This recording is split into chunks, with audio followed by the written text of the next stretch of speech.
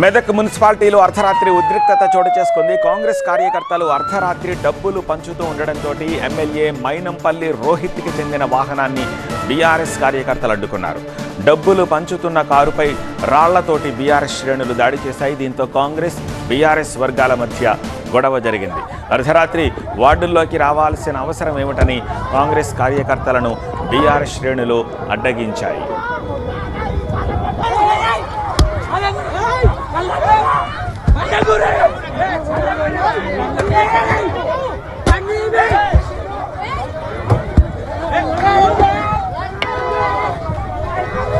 మెదక్ మున్సిపాలిటీలో అర్ధరాత్రి సీన్లవి. కాంగ్రెస్ కార్యకర్తలు అర్ధరాత్రి డబ్బులు పంచుతూ ఉండడంతో ఎమ్మెల్యే మైనంపల్లి రోహిత్కు చెందిన వాహనాన్ని బీఆర్ఎస్ కార్యకర్తలు చుట్టుముట్టి కారును ఊపేసి కారుపై రాళ్లు విసిరిన దృశ్యాలను చూస్తున్నాము.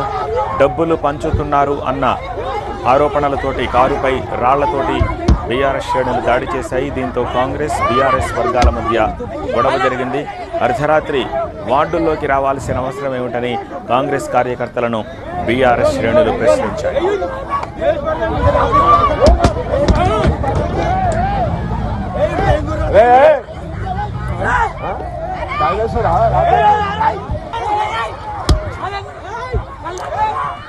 దీనికి సంబంధించి లేటెస్ట్ అప్డేట్స్ అందించేందుకు మా ప్రతినిధి శివతేజ ప్రస్తుతం మనకి ఫోన్ లైన్లో సిద్ధంగా ఉన్నారు. శివతేజ, ఎన్ని గంటలకు జరిగింది ఇన్సిడెంట్? అక్కడ పోలీసులు ఎవరూ కనిపించట్లేదు.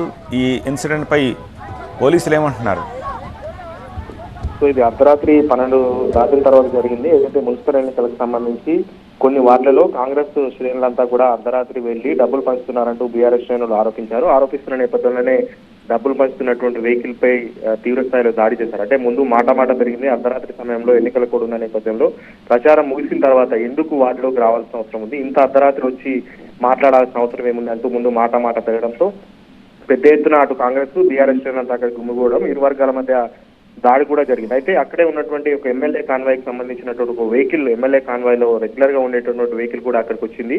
సో ఆ వెహికల్ పైన బీఆర్ఎస్ శ్రేణులంతా కూడా పెద్ద ఎత్తున దాడి చేయడం జరిగింది. పెద్ద రాళ్లతో ఆ వెహికల్ పైన దాడి చేయడం, ఆ వెహికల్ సంబంధించిన గ్లాస్ కూడా పడిపోయాయి. సో ఇప్పుడు ఈ విషయం తెలుసుకున్న పోలీసులు కూడా అర్ధరాత్రి అక్కడ చేరుకోవడం జరిగింది. ఇరు వర్గాలను శాంతింపజేసి ఏదైతే ఎమ్మెల్యే కాన్వాయ్లో రెగ్యులర్ గా ఉండేటువంటి వెహికల్ ఏదైతే ఉందో ఆ వెహికల్ అక్కడి నుంచి పంపించేశారు. సో మొత్తంగా కొంతమంది డబ్బులు పంచుతున్నటువంటి వ్యక్తులపైన కూడా దాడి చేశారు బీఆర్ఎస్ శ్రేణులు.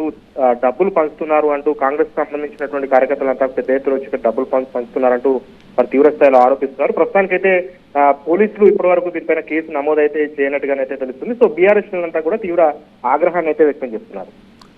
శివతేజ.